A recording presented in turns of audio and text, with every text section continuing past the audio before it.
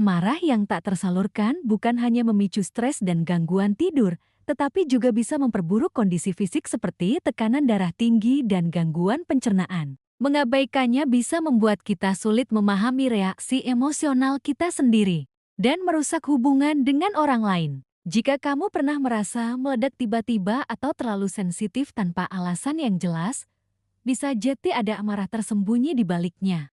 Dilansir dari World Explorer, kita akan membahas 3 ciri-ciri orang dengan amarah terpendam. Menyembunyikan kemarahan dengan candaan adalah tanda amarah tersembunyi yang pertama. Sejak kecil, banyak dari kita diajarkan bahwa menampakkan kemarahan secara terbuka itu tidak pantas atau jelek sehingga kita memilih menutupi emosi tersebut dengan humor.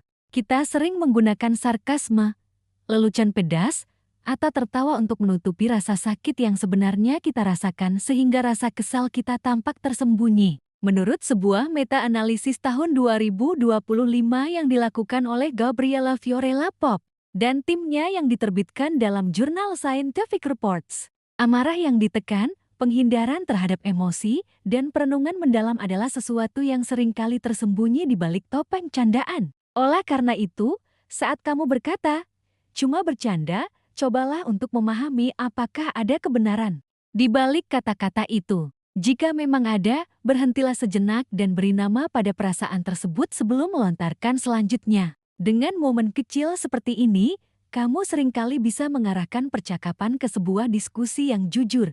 Terlalu berusaha memaklumi perilaku buruk orang lain cenderung mencari pembenaran tak berujung atas perilaku buruk orang lain alih-alih marah. Kebiasaan ini yang disebut terapi sebagai kognitif reappraisial atau penilaian ulang memang bisa berguna bila digunakan secukupnya, yakni membantu meredam emosi dan melihat sisi lain yang lebih positif. Namun bila berlebihan, kebiasaan ini justru menghabiskan energi mental dan menyembunyikan rasa frustasi yang sebenarnya valid. Mencoba memahami alasan dari perilaku buruk orang lain memang terasa seperti bentuk belas kasih, tetapi itu hanya efektif jika kita juga melakukannya kepada diri sendiri. Cara mudah untuk menghentikan siklus ini adalah bertanya pada diri sendiri, apakah aku sedang merasa terabaikan saat ini? Mengalihkan rasa kesal ke dalam diri sendiri dengan sabotas diri. Tanpa kita sadari, rasa kesal yang tidak diungkapkan malah berbalik menyerang diri sendiri.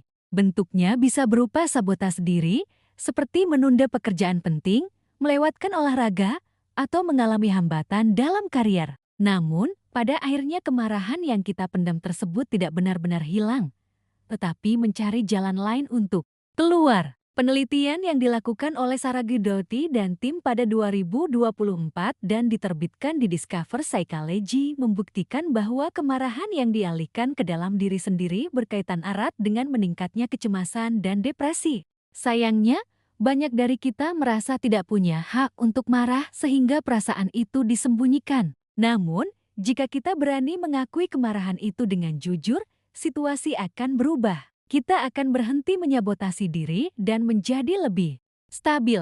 Ya, sabotas diri akan hilang begitu kita berani menetapkan batasan yang tegas.